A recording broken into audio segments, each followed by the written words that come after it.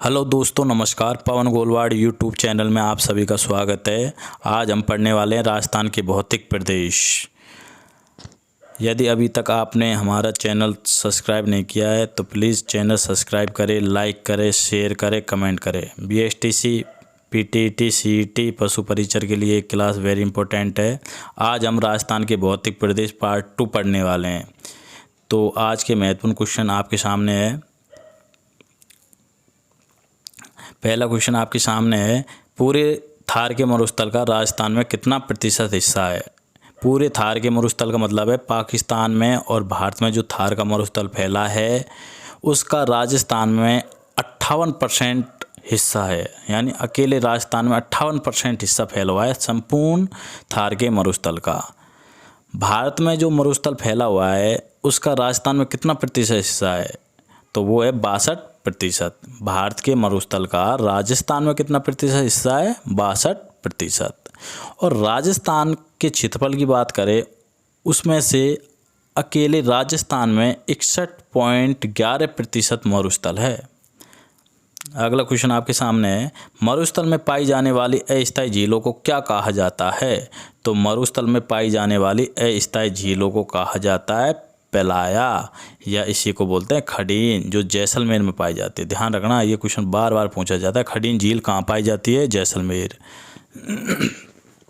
पलाया झील कहाँ पाई जाती है? जैसलमेर। ये अस्थायी होती है। जब बड़े बड़े रेत के टीले बन जाते हैं तो उनके मध्य में ये झील बनती है, वहाँ पर बाद में कृषि भी की जाती है। तोरावाटी किसे कहते हैं? तोरावाटी क्या है? तो शेखावाटी में कांदली नदी के प्रवाह क्षेत्र को क्या कहते हैं? तोरावाटी। एक और बात है कि खडीन का पानी सूख जाने पर यहाँ पर खेती की जाती है, और सबसे पहले यहाँ पर जो कृषि की गई थी वो पालीवाल ब्राह्मणों द्वारा की गई थी जैसलमेर में। ध्यान रखना। अगला क्वेश्चन है, शेखावाटी में स्थित घास के मैदानों को क्या कहते हैं? तो शेखावाटी में स्थित घास के मैदानों को बीड़ कहते हैं। बीड़। और बीड़ कहाँ प्रसिद्ध है? झुंझुनू में। तो शेखावाटी में स्थित घास के मैदानों को क्या कहते हैं? बीड़। ये झुंझुनू में। देखो, आपको चित्रों के माध्यम से भी समझाने का प्रयास किया गया है। ये देखो, पलाया झील है यानी खडीन। जब इसका पानी सूख जाता है तो इसमें कृषि की जाती है जिसको खडीन कृषि कहते हैं। ये खडीन कृषि सबसे पहले पालीवाल ब्राह्मणों के द्वारा की गई थी। तो देखो, ये चारों मेर से ये रेत ही रेत है, बीच में ये झील बनी हुई है ना। बीड़। बीड़ झुंझुनू में। ये देखो, ये घास का जो मैदान है इसको बीड़ कहते हैं, झुंझुनू में। ध्यान रखना। अगला क्वेश्चन आपके सामने, खडीन कृषि किसे कहते हैं? तो अभी मैंने आपको समझाया, जब खडीन का पानी सूख जाता है तो उसमें क्या की जाती है? खेती की जाती है। उसको खडीन कृषि कहते हैं। ये जैसलमेर में सबसे पहले पालीवाल ब्राह्मणों के द्वारा की गई थी। खडीन कृषि सर्वप्रथम किन के द्वारा की गई? अभी बताया मैंने, जैसलमेर में के पालीवाल ब्राह्मणों के द्वारा की गई थी। तो खडीन कृषि किसे कहते हैं? जैसलमेर में खडीन झीलों के पानी के सूखने पर की जाने वाली कृषि क्या कहलाती है? खडीन कृषि। और खडीन कृषि सर्वप्रथम किन के द्वारा की गई? तो जैसलमेर के पालीवाल ब्राह्मणों के द्वारा की गई थी। अगला क्वेश्चन आपके सामने है, लाठी सीरीज किसे कहते हैं? लाठी सीरीज क्या है? लाठी सीरीज स्थित है कहाँ पर? स्थित है लाठी सीरीज। तो मैंने बताया कि लाठी सीरीज जैसलमेर में पोखरण से मोहनगढ़ तक मीठे पानी की जल पट्टी है, भूगर्भित जल पट्टी है, जिसे क्या कहा जाता है? लाठी सीरीज। राजस्थान के थार का घड़ा कहा जाता है। राजस्थान में जो थार का घड़ा है उस किसे कहा जाता है? तो वो है चांदन नलकूप।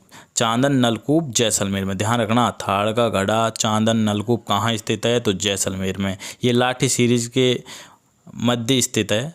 ध्यान रखना। रेगिस्तान का जल महल कहा जाता है। रेगिस्तान का जल महल किसे कहा जाता है? तो बटाड़ू का कुआं। बटाड़ू का कुआं बाड़मेर में है, जिसको रेगिस्तान का जल महल कहा जाता है। स्लाइडों के माध्यम से आपसे को समझाएगा। ये है चांदन नलकूप जो जैसलमेर का है, देख लो। ये बटाड़ू का कुआं है जिसको राजस्थान का जल महल कहा जाता है। बटाड़ू का कुआं देख लो, राजस्थान का जल महल। आपको चित्रों के माध्यम से समझाने का पूरा प्रयास किया गया है। सेवन घास लीलोन कहाँ पाई जाती है? तो सेवन घास लीलोन कहाँ पाई जाती है? तो सेवन घास लीलोन पाई जाती है जैसलमेर में। ये पौष्टिक घास है पशुओं के लिए, है ना। पशु दूध देते हैं अच्छे इसको खाने से, है ना। तो पौष्टिक घास है लीलोन। मरुस्थल की जीवन रेखा किसे कहा गया है? तो मरुस्थल की जीवन रेखा इंदिरा गांधी नहर को कहा जाता है, क्योंकि इसी से सिंचाई और जल की पूर्ति होती है यहाँ पर, इसलिए इसको मरुस्थल की जीवन रेखा कहा जाता है। मारवाड़ का अमृत सरोवर कहा जाता है। मारवाड़ का अमृत सरोवर किसे कहा जाता है? तो जवाई बांध को, पाली के जवाई बांध को मारवाड़ का अमृत सरोवर कहा जाता है। ये देखो सेवन यानी लीलोन घास है, जैसलमेर में पाई जाती है। ये इंदिरा गांधी नहर है जिसको राजस्थान की जीवन रेखा कहा जाता है। ये जवाई बांध है जिसे मारवाड़ का अमृत सरोवर कहा जाता है। ये पाली में स्थित है, ध्यान रखना। टाट रन पाए जाते हैं जैसलमेर में। टाट या रन कहाँ पाए जाते हैं? जैसलमेर में। भारत का प्रथम परमाणु परीक्षण कहाँ हुआ? तो भारत का प्रथम परमाणु परीक्षण राजस्थान के जैसलमेर के पोखरण में हुआ था। तो कहाँ पर हुआ था? पोखरण, जैसलमेर में। कब हुआ? 18 मई 1974 में हुआ था। अगला क्वेश्चन है, आकलवुड फॉसिल पार्क कहाँ स्थित है? यानी जीवाश्म पार्क कहाँ पर स्थित है? तो वो है आपका जैसलमेर में, ध्यान रखना। अगला क्वेश्चन है, पीवना सर्प कहाँ पाया जाता है? पीवना सबसे जहरीला सर्प है ये, तो ये रेगिस्तान में जैसलमेर में पाया जाता है। पीवना बहुत जहरीला सर्प है पीवना, ध्यान रखना। ये देखो पोखरण जैसलमेर में जो परमाणु परीक्षण हुआ था पहला, देखो 18 मई 1974 में पहला परमाणु परीक्षण किया गया था। ये है वुड फॉसिल पार्क, आकल पार्क है, ये कहाँ पर है? जैसलमेर में। ये आपका पीवना सर्प है जो जैसलमेर में, देखो रेत के समान ही दिखाई देता है, बहुत जहरीला होता है ये। अगला क्वेश्चन है, नखलिस्तान किसे कहते हैं? नखलिस्तान किसे कहते हैं? तो नखलिस्तान मरुस्थल में स्थित हरे भरे क्षेत्र को क्या कहते हैं? नखलिस्तान। मरुस्थल में स्थित हरे भरे क्षेत्र को क्या कहते हैं? नखलिस्तान कहते हैं, ध्यान रखना। मरुस्थल में पाई जाने वाली वनस्पति है कौन? क्या नाम है मरुस्थल में जो वनस्पति पाई जाती है उसे किस नाम से जाना जाता है? तो मरुदभिद या जीरोफाइट कहा जाता है इसको, ध्यान रखना। मरुदभिद या जीरोफाइट। बाब बोल्डर किले स्थित है, कहाँ पर है बाब बोल्डर किले? तो ये कहाँ पर है? आपको पता है जोधपुर में, ध्यान रखना। फलोदी जोधपुर में। देखो ये नखलिस्तान है, यानी रेगिस्तान में जो पानी होता है उसके चारों ओर जो हरियाली होती है उसको नखलिस्तान बोलते हैं, ध्यान रखना। ये नखलिस्तान है आपका। ये मरुदभिद जीरोफाइट है ना, ये वनस्पति कांटे वाली है ना। ये बाब बोल्डर किले है ना, जो कहाँ पर है? जोधपुर में, ध्यान रखना। राजस्थान में मरुस्थल के प्रकार, तो राजस्थान में मरुस्थल के प्रकार है, यानी इर्ग किसे कहते हैं? तो देखो पूर्णतः जो रेतीला मरुस्थल है उसको इर्ग कहते हैं, यानी पूर्णतः, यानी जहाँ पर पूर्ण रूप से रेत ही रेत है उसको क्या कहते हैं? इर्ग कहते हैं। अगला क्वेश्चन है, रेक किसे कहते हैं? तो मिश्रित मरुस्थल को रेक कहते हैं, यानी पथरीला और रेतीला दोनों को मिलाकर मिश्रित मरुस्थल बनता है, इसे क्या कहते हैं? रेक कहते हैं। अगला है, हमादा किसे कहते हैं? हमादा जो चट्टानी या पथरीले भाग को क्या कहते हैं? हमादा कहते हैं। हमादा स्थित है। तो हमादा कहाँ पर स्थित है? तो देखो ये आपका है ऊपर पोखरण, ये आपका है बालोतरा और ये आपका फलोदी। तो पोखरण, बालोतरा, फलोदी के मध्य स्थित है हमादा, यानी चट्टानी भाग।